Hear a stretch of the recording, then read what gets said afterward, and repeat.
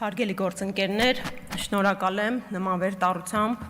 քննարկում նախաձեռնելու համար։ Սահմանադրությունը սահմանել է հստակ ուղենիշ եւ այդ ուղենիշի համաձայն պետությունը եւ եկեղեցին անջատ են։ Եվ սա ընդամենը հակադրություն չէ, սա փոխլրացում է եւ այս սահմանի խախտումը հարված է թե եկեղեցուն, թե մեր հավատքին եւ թե պետականության ակունքներին։ Պաշտոնատար անձինք, ի տարբերություն մեզ քաղաքացիներից, ունեն հստակ գործառույթներ եւ լիազորություններ եւ կաշկանդված են այդ շրջանակով։ Եվ երբ անցնում են այդ շրջանակը, հարվածում են առաջին հերթին մեր պետականության ակունքներին։ Այսօր Հայաստանի Հանրապետությունում ստեղծվել է մի իրականություն, երբ դպրոցական ծրագրերից հեռացվել է եկեղեցու պատմություն առարկան։ Մի իրականություն, որտեղ կալանավորվում են սրբազան հայրերը, որտեղ քաղաքական նպատակահարմարությունից ելնելով խմբագրվում են պատարագներ, որտեղ Կիրակի օրը Սուրբ Պատարագից առաջ առավոտյան ժամը 9-ին մի ամբողջ մարզի հոգևոր սպասարկողներ են, 18 հոգևոր սպասարկող հրավիրվում են հարցաքննության, ակնհայտորեն այդ օրվա Սուրբ Պատարագները կատվածահար անելու նպատակով, որտեղ եկեղեցուն ընդամենը 1 րոպե տևող աջակցող խոսքի համար կալանավորվում է ու ազատազրկվում է մեծանուն բարերար Սամվել Կարապետյանը։ Այսօր քրիստոնեությունը որպես պետական կրոն ընդունած առաջին ազգի երկրում մեղադրանք է առաջադրվում վեհափառ հոր նկատմամբ։ Սրանք հատված կարմիր գծեր են ու այս հատված կարմիր գծերը բացառապես բխում են մեր հակառակորդի շահերից։ Մեր երկրում սրանք հերթական բաժանարար գիծն են, որոնք ուղղված են մեր հանրային միասնականության ջլատմանը։ Գործադիր իշխանության ղեկավարի կողմից այս հարձակումների շղթայի արդյունքում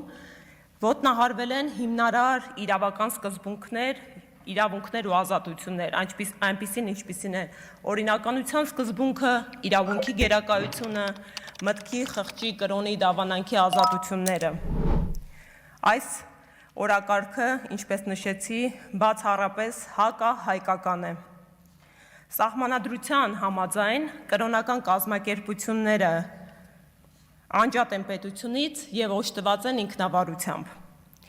Օրենքի կամայական կիրառումն ու մեկնաբանումը,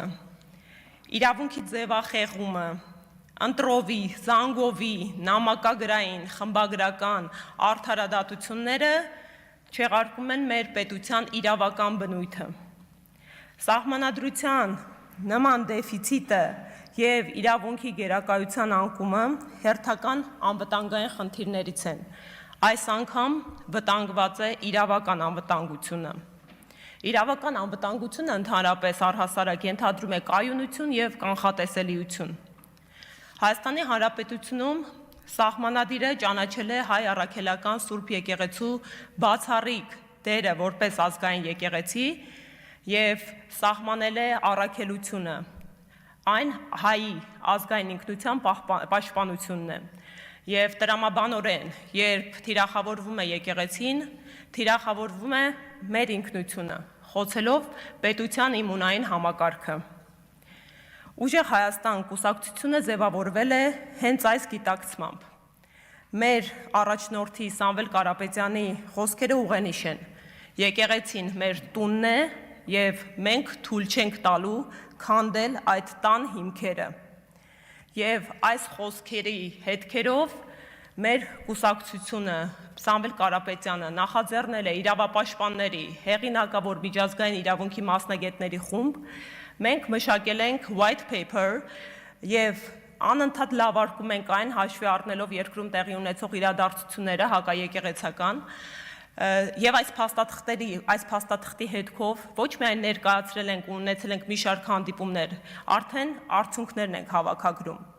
Մի պարզ արձանագրում. միջազգային հանրությունը, գործընկերային կազմակերպությունը չեն կիսում այսօրվա իշխանության հակաեկեղեցական վարքագիծը։ թվարկում, մի քանի անեմ։ Օրինակ այդ white paper-ի հետքերով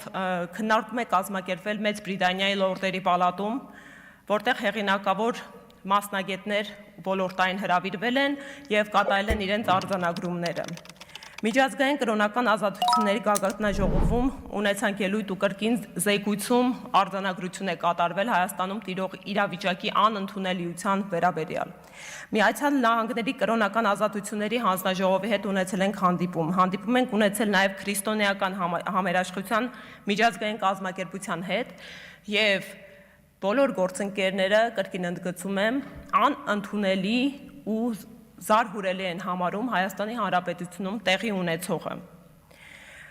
Կարելի էր խոսել իրավական գործընթացների, իրավական ակտերի լավարկման մասին, փոփոխությունների մասին,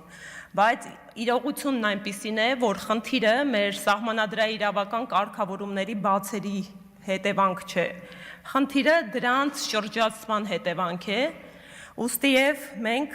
պահանջում ենք անհապաղ դադարեցնել ու շարունակում ենք սպասարկել այդ օրակարգը հակաեկեղեցական հռետորաբանությունը եւ վերադառնալ իրավունքի ոգու ծիր։ Շնորհակալություն։ Բաժանորդագրվեք Արմաթ մեդիայի ալիքներին սոցցանցերում, հետևեք մեզ նաև Armat Media AM կայքում։